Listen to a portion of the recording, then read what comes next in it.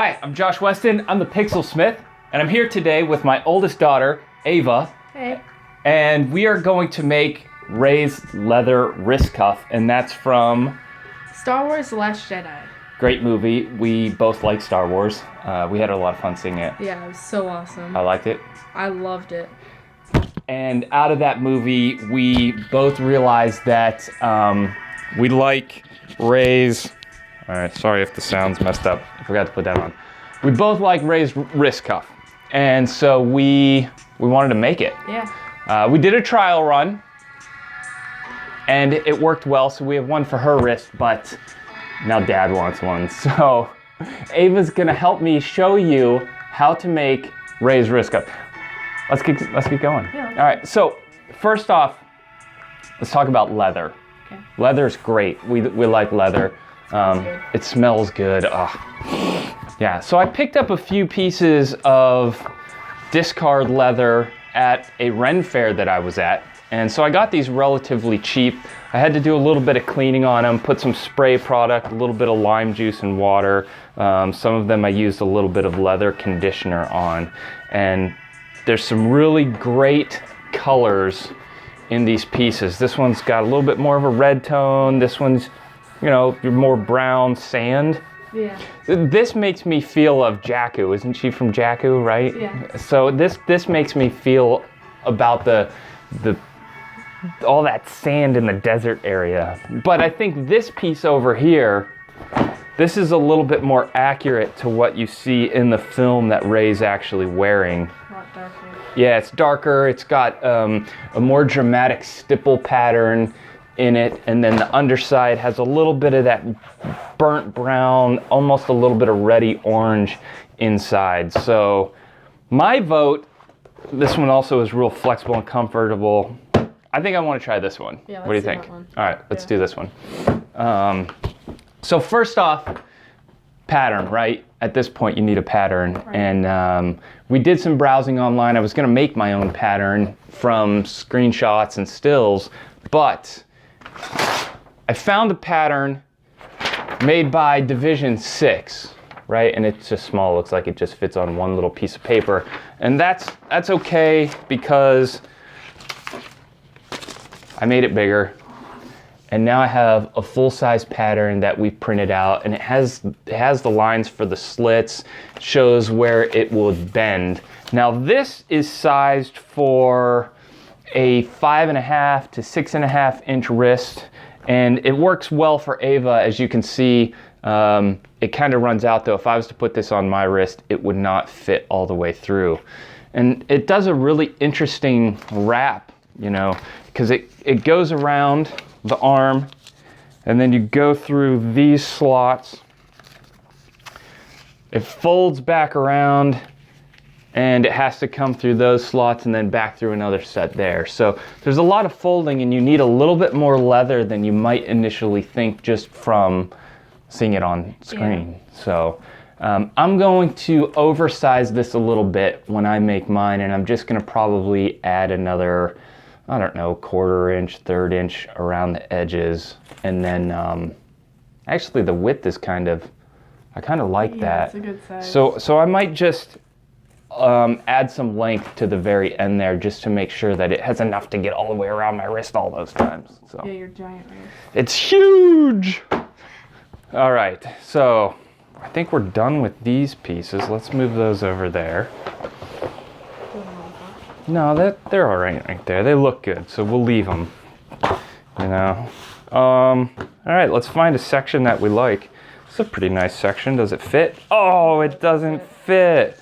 I guess I could, yeah, that looks like it'll do it. A little bit of funkiness in there. A little less funkiness if we go this way. I think that'll work. Ooh. Yeah, that's even better. Let's shoot for right there. Yeah. Okay. All right, so for any of you who haven't ever cut leather before, or really anything at all, cutting boards are handy.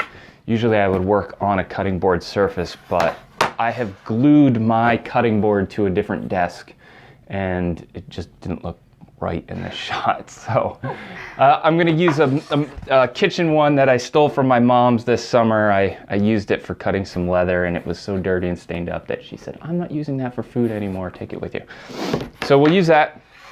And I've got a couple rulers here, a short one and a long one. We have a, you know what, I forgot what this is called. I think it's a burnisher. It's got a round tip on it. You can get these at a craft store. These are really great. I got this in art school because we used this to crease the fold lines in paper. Of course, when I went to art school, print was still a big thing, and I'm old like the Crypt Keeper. I'm not that old. So, to cut, when you cut, right, you want to make sure you put more pressure on the ruler than with the knife that you're cutting. Oh, isn't this a great knife? This is Ava's first knife. She actually made this knife. Best knife you'll see. Best knife, and it's sharp. It's sharp, it cuts really well. So anyhow, you want more pressure on the ruler than on the cutting knife, and this will help you to get cleaner cuts and will save you your fingers. You're less likely to cut your fingers off. So, you never want to cut something that you're trying to cut and accidentally cut your fingers off. It's never a good crafting day. You kind of want to have your fingers to You want use this. them. You do want those fingers. Yeah. All right, so let's cut this. Oh, let's trace it first.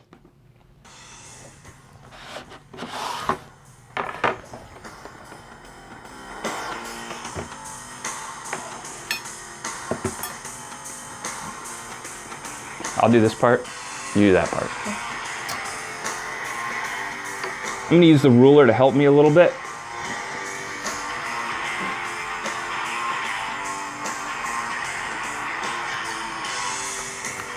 I'm gonna come down to this red line.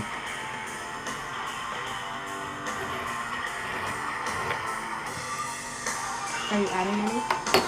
I don't think I'm gonna add any back here. Okay. Because I liked the size of it. Oh, I just moved my piece a little bit, so I guess I'm adding a smidge. A smidge?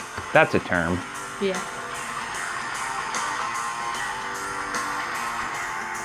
Could you, yeah.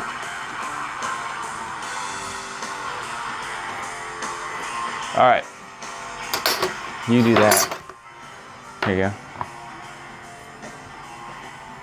I think maybe just take it, we'll just take it all the way out to there, and we'll hope for the best. If it doesn't fit me, then we'll give it to the next youngest daughter. The almost 12.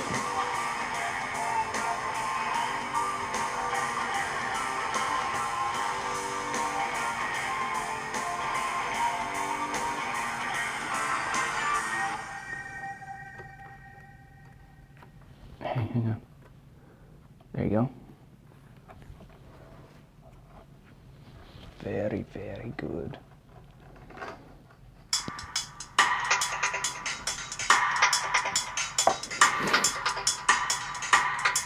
Nice. Sweet. Okay. It's looking good. It is looking good. Let's trace these, the slit lines in there. So I'll trace these ones, you trace those ones. And just kind of go, well, I'm gonna use a ruler. That's what they're there for, keeping things straight and lined up, so might as well take advantage of that.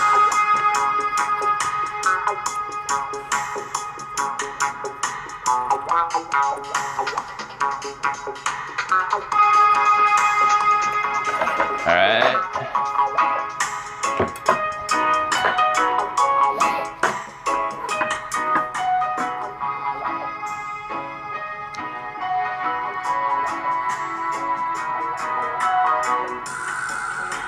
Very nice.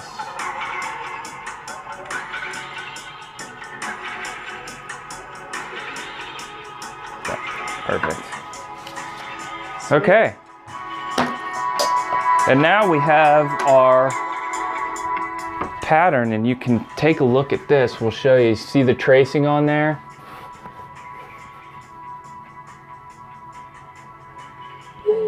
Oh yeah. All right, let's cut this out. Cut it out. That's what dads say, right? When kids are misbehaving. Cut it out, Ava. Yeah. Happens a lot. You want me to cut it out? Okay. You want to do the same thing? I'll cut out this side, you cut out that side? Sounds good. All right. I'll lead. Okay, so another cool thing about using rulers, you put them on the inside. The ruler covers whatever you are cutting because you want to protect it. So if you accidentally slip your knife away from it, it doesn't cut into your design, it cuts into the excess and you can still fix it. So that ruler acts as a guide covering. Glad you're starting because I would have not. You wouldn't have done that? No, I would not. And it's okay if it takes a couple passes. Just keep your ruler in place and get a nice clean cut. Look at that, that's a beautiful cut. It's a beautiful knife. Beautiful, it's a beautiful knife. Yeah. She did a good job with the knife.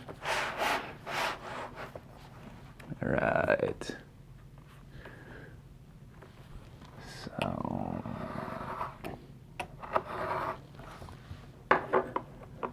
All right, another good cut. That's great. Look at that clean cut. Oh no. I'm so clean cut. What? Dad puns, you know, clean cut and clean cut. Not really. I'm more ragamuffin than Yeah. clean cut. Red nose. Yeah. All right. And then I'll make a.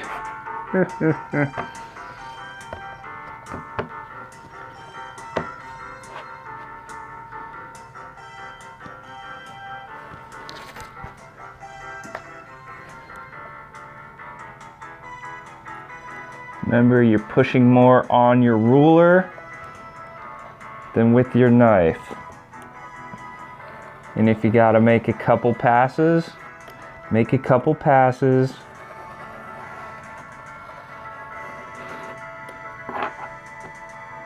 And you can test to see how well you did. All right, there's a little rip there.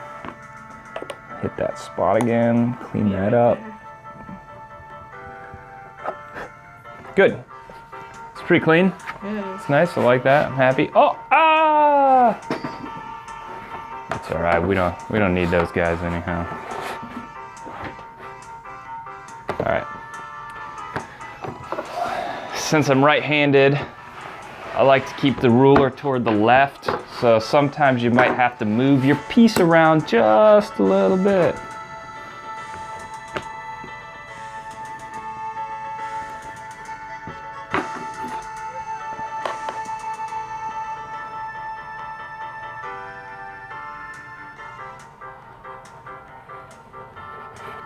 Nice thing when you're cutting leather, you really do want a nice sharp knife, so.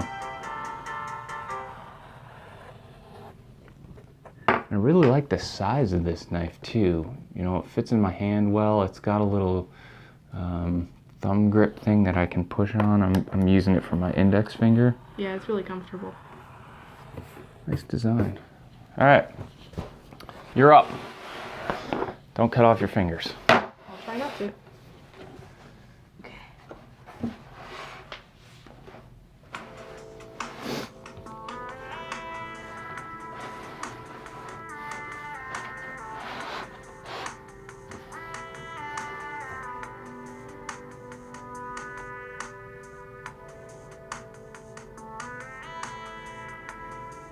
That good?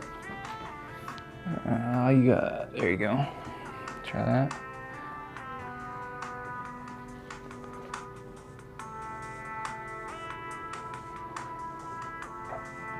Great. And stop there. Yep. Do it again. Start up here because I didn't quite get that spot. There you go.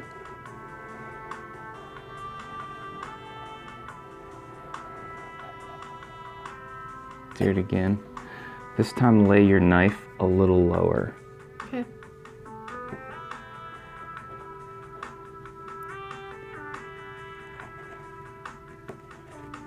All right, go ahead.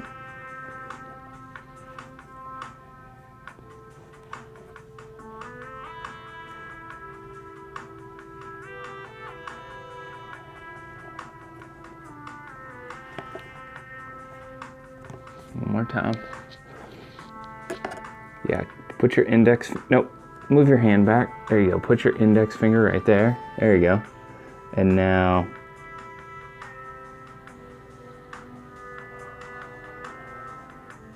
come back forward.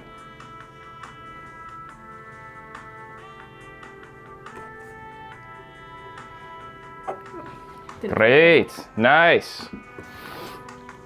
Well, okay, so that's fine. All right, cut that last little bit. You got this. You'll be all right. Good.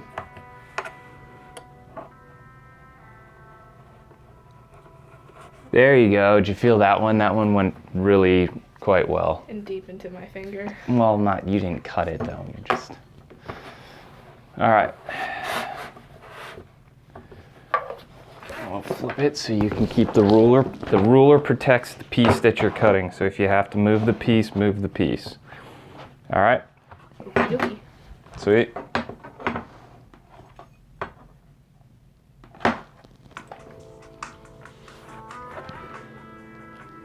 Looking good. Oh wait. There you are. Yep.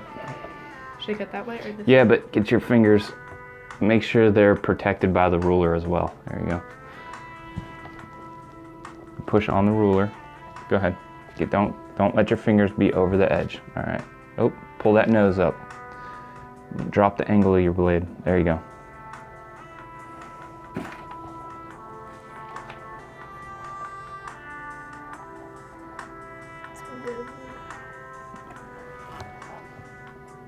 All right.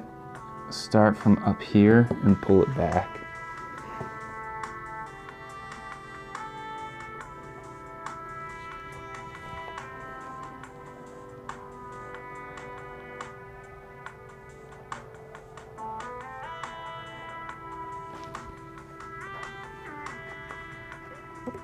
Oh, one more.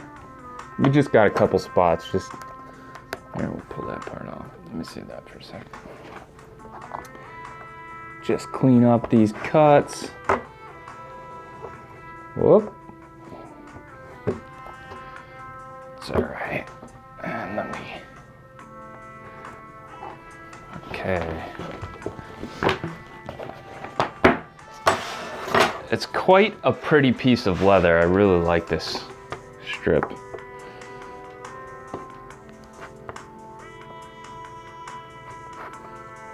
It's pretty similar to my some of my wrist cuffs that I make that have these little knives in them are made of this material called Crazy Horse, and it's I don't know if this is Crazy Horse, but it looks a lot like it, where it's got that dark outside, and then when you bend it, it has almost like a starburst pattern in there, a nice little orange coloring. You can see it a little bit in the video, but in person, looks real good. All right, so the next step is to put the slits in, and I will use the ruler once again. Rather be safe than sorry. Safe than sorry.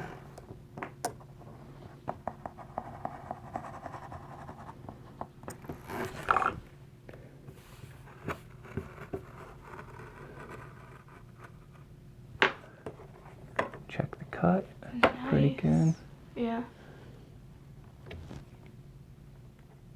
Tuck in those corners. And now here you do want to be really careful, because obviously we want to keep both sides of this, so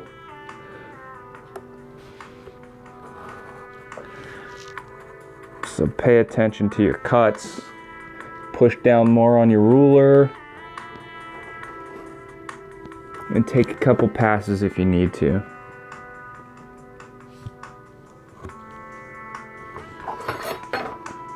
And we got, as our first loop.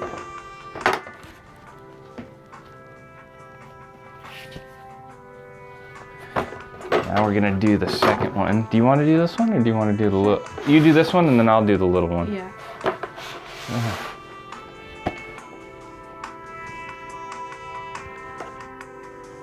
Keep the knife more straight up this time. Oh, start from here and drag to there. Okay. Yeah.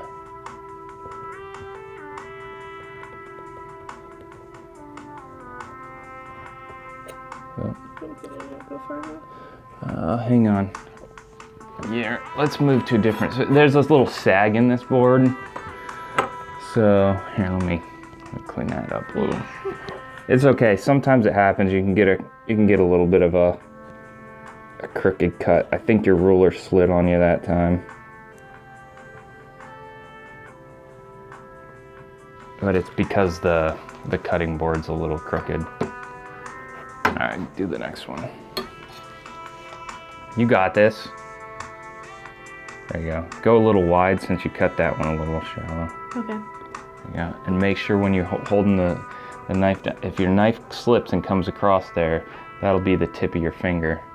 And you don't want to lose the tip of your finger. I don't want you to lose the tip of your finger.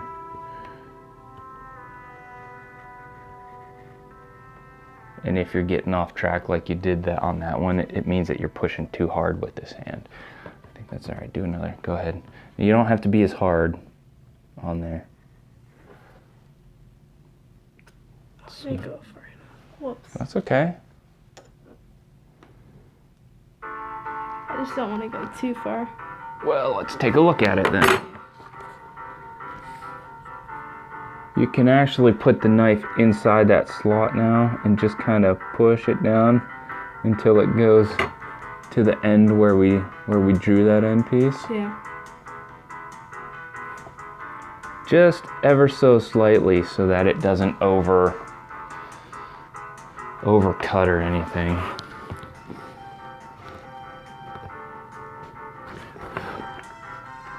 Yeah, this is gonna be nice. I like this. I'm It's looking good. gonna freehand this side.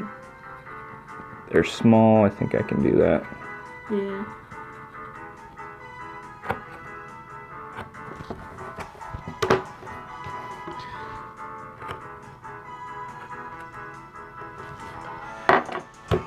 Okay. And honestly, that's it. I mean, these are easy. So now we just are gonna see, does this fit? I might need help getting into this. Okay. Okay, so we go through there, right? Yeah.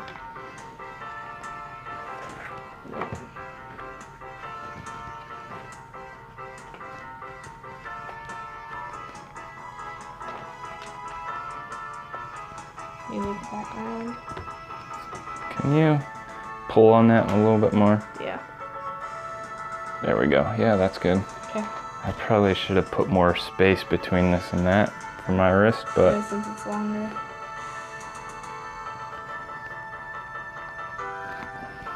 and that didn't need to be as thick because, well, it's long, but I think this will fit me. Yeah. Yay, we can be twins. We can't. Let's see if you can get that in there.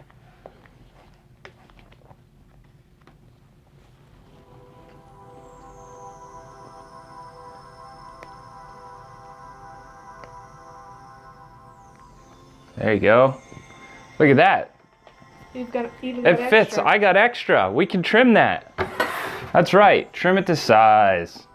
I'm just going to trim it right there. And I'm going to put a little point on it so that it's easy for me to pull through. So here's a nice look at Ray's wrist cuff. It's leather.